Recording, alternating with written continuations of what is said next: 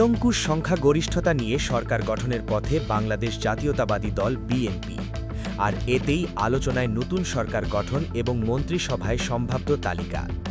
দলের হাইকমান্ড থেকে শুরু করে তৃণমূলের কর্মী সবার প্রশ্ন, কাদের গাড়িতে উঠতে যাচ্ছে জাতীয় পতাকা? মন্ত্রিসভায় কাদের স্থান হচ্ছে? গুলশান কার্যালয় থেকে শুরু করে দলের বিভিন্ন নীতি নির্ধারণী ফোরামে পাওয়া যাচ্ছে একাধিক হেভিওয়েট নেতার নাম, যারা আগামী দিনে রাষ্ট্র পরিচালনার গুরু দায়িত্ব কাঁধে নিতে যাচ্ছেন। তবে এবারের মন্ত্রিসভা গঠনের প্রক্রিয়াটি অতীতের যে কোনো সময়ের চেয়ে ভিন্ন এবং বেশ কিছু চমকপ্রদ তথ্যে ভরপুর। নতুন বাংলাদেশের প্রধানমন্ত্রী হিসেবে তারেক রহমানের দায়িত্ব গ্রহণ নিয়ে আর কোনো সন্দেহ নেই। প্রথমবারের মতো সরাসরি সংসদ নির্বাচনে অংশ নিয়ে বিজয়ী হবার মধ্য দিয়ে তিনি সরকার প্রধানের পদে আসীন হচ্ছেন, এটা নিশ্চিত। তবে প্রধানমন্ত্রীর পরেই যে পদগুলো নিয়ে সবচেয়ে জটিল সমীকরণ মেলাতে হচ্ছে তা হল রাষ্ট্রপতি, স্পিকার এবং উচ্চকক্ষের প্রতিনিধি। নির্বাচন যেহেতু গণভোটে হ্যাঁ জয়যুক্ত হয়েছে, তাই রাষ্ট্রপতি নির্বাচন এবং উচ্চকক্ষ গঠনের ক্ষেত্রে সাংবিধানিক কাঠামো তাই এবার ভিন্ন। রাষ্ট্রপতির মতো রাষ্ট্রের সর্বোচ্চ এবং সম্মানজনক পদের জন্য বিএনপি এমন কাউকে খুঁজছেন যার গ্রহণযোগ্যতা প্রশ্নাতীত।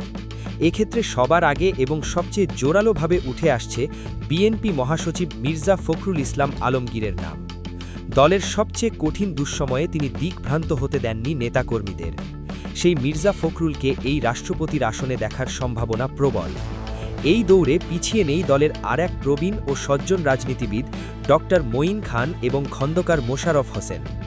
একই সঙ্গে স্পিকার এবং উচ্চকক্ষের প্রতিনিধি হিসেবে শ্রমিকরা ভারতের অভিজ্ঞ মো নজরুল ইসলামের নামও অত্যন্ত গুরুত্বের সঙ্গে টেবিলে রয়েছে।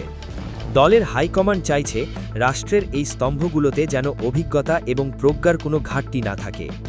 এদিকে মন্ত্রিসভার আকার এবং গঠন কেমন হবে তা নিয়েও রয়েছে নানা জল্পনা কল্পনা। তথ্য বলছে এবারের মন্ত্রিসভায় অভিজ্ঞতার সঙ্গে তারুণ্যের একবার মেশানো সংমিশ্রণ ঘটতে যাচ্ছে। যারা দীর্ঘ সময় ধরে দলের রাজনীতিতে সক্রিয় ছিলেন এবং বিগত দিনের আন্দোলন সংগ্রামে সামনে থেকে নেতৃত্ব দিয়েছেন, তাদের অনেকেই পূর্ণ মন্ত্রীর মর্যাদা পেতে যাচ্ছেন। বিশেষ করে বিএনপির হেভিওয়েট নেতাদের মধ্যে মির্জা আব্বাস, আমির খসরু মাহমুদ চৌধুরী এবং গয়েশ্বর চন্দ্র রায়ের নাম মন্ত্রিসভার চূড়ান্ত তালিকায় একদম ওপরের দিকে রয়েছে। চট্টগ্রাম অঞ্চলের রাজনীতি এবং অর্থনীতিতে প্রভাব বিস্তারকারী আমির খসরু মাহমুদ চৌধুরী এবং ঢাকার মাঠ কাঁপানো নেতা মির্জা আব্বাস, গয়েশ্বর চন্দ্র রায় তিনজনেই গুরুত্বপূর্ণ মন্ত্রণালয়ের দায়িত্ব পেতে পারেন।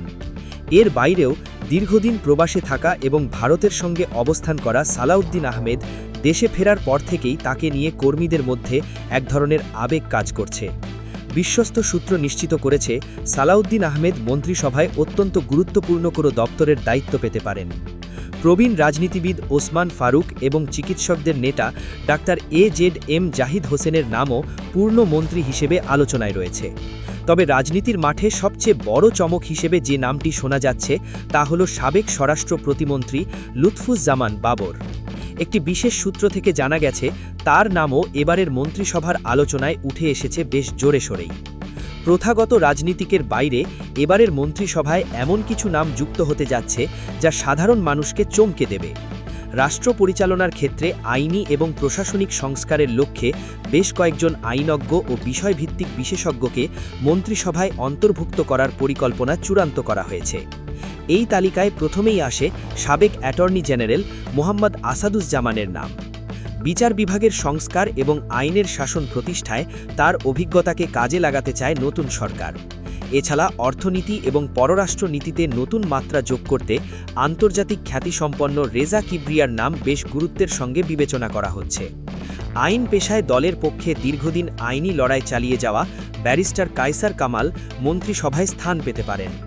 ঢাকা ৯ আসন থেকে নির্বাচিত হাবিবুর রশিদ এবং সিলেট ১ আসন থেকে নির্বাচিত খন্দকার আব্দুল মোক্তাদিরের নামও মন্ত্রী হিসেবে শোনা যাচ্ছে। বিশেষ করে সিলেট অঞ্চলের রাজনীতিতে খন্দকার আব্দুল মোক্তাদিরের পারিবারিক ঐতিহ্য এবং ক্লিন ইমেজ তাকে মন্ত্রিসভায় স্থান করে দিতে পারে। এই নতুন মুখগুলো সরকারে আসলে তা প্রশাসনে গতিশীলতা বৃদ্ধিতে সহায়ক হবে বলেই মনে করছেন রাজনৈতিক পর্যবেক্ষকরা। বিএনপির ভারপ্রাপ্ত চেয়ারম্যান তারেক রহমান বরাবরই নেতৃত্বে তরুণদের প্রাধান্য দেওয়ার কথা বলে এসেছেন। সেই ধারাবাহিকতায় এবারের মন্ত্রিসভায় এক ঝাঁক তরুণ তুর্কির উপস্থিতি দেখা যেতে পারে। ছাত্রদল থেকে উঠে আসা এবং রাজপথের লড়াকু সৈনিক হিসেবে পরিচিত শহীদ উদ্দিন চৌধুরী অ্যানি মন্ত্রিসভায় স্থান পাওয়ার দৌড়ে অনেকটাই এগিয়ে আছেন। তার দীর্ঘ রাজনৈতিক কেরিয়ার এবং সাংগঠনিক দক্ষতা তাকে এই সুযোগ এনে দিতে পারে। তরুণ প্রজন্মের আরেক সেন্সেশন ইশরাক হোসেন। অবিভক্ত ঢাকার সাবেক মেয়র সাদেক হোসেন খোকার ছেলে হিসেবে তার একটি নিজস্ব গ্রহণযোগ্যতা ও জনপ্রিয়তা রয়েছে। তবে ইশরাক হোসেনের মন্ত্রিসভায় থাকার বিষয়টি নির্ভর করছে একটি বিশেষ সমীকরণের উপর। দলীয় প্রধান তারেক রহমান যদি তাকে ঢাকা সিটি কর্পোরেশনের মেয়র হিসেবে বিবেচনা করেন, তবে তাকে মন্ত্রিসভায় দেখা নাও যেতে পারে। সেক্ষেত্রে তিনি নগর পিতার ভূমিকাতেই অবতীর্ণ হবেন। এছাড়া তরুণদের মধ্যে ববি, হাজ্জাজ এবং বাংলাদেশ জাতীয় পার্টি থেকে নির্বাচিত আন্দালিব রহমান পার্থের নাম আলোচনায় রয়েছে। আন্দালিব রহমান পার্থ তার ক্ষুরোধার যুক্তি এবং সংসদে জোরালো ভূমিকা রাখার জন্য পরিচিত। তাকে মন্ত্রিসভায় গুরুত্বপূর্ণ কোনো দপ্তরে দেখা গেলে অবাক হওয়ার কিছু থাকবে না। সরকার গঠনের ক্ষেত্রে এবারের সবচেয়ে বড় স্ট্র্যাটেজিক মুভ হল টেকনোক্র্যাট মন্ত্রীদের অন্তর্ভুক্তি। সংসদ সদস্য নির্বাচিত না হয়েও সংবিধানের বিশেষ বিধান অনুযায়ী যারা মন্ত্রী হতে পারেন তাদের তালিকাটি এবার বেশ ভারী এবং সরদার।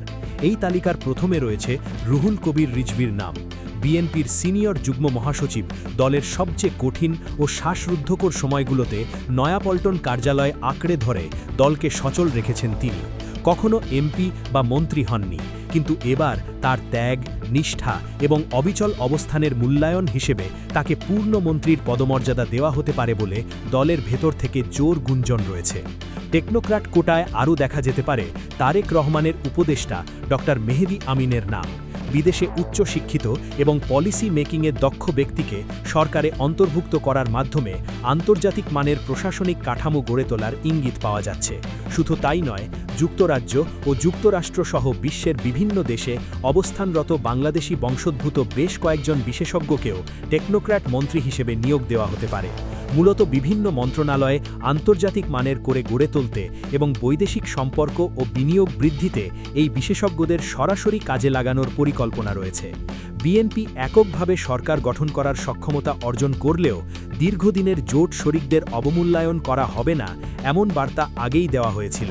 সেই প্রতিশ্রুতির প্রতিফলন দেখা যেতে পারে মন্ত্রিসভা গঠনের সময়ে জোটের শরিক দলগুলোর শীর্ষ নেতাদের মধ্যে গণসংহতি আন্দোলনের প্রধান জোনায়েদ সাকি মন্ত্রিসভার আলোচনায় রয়েছে।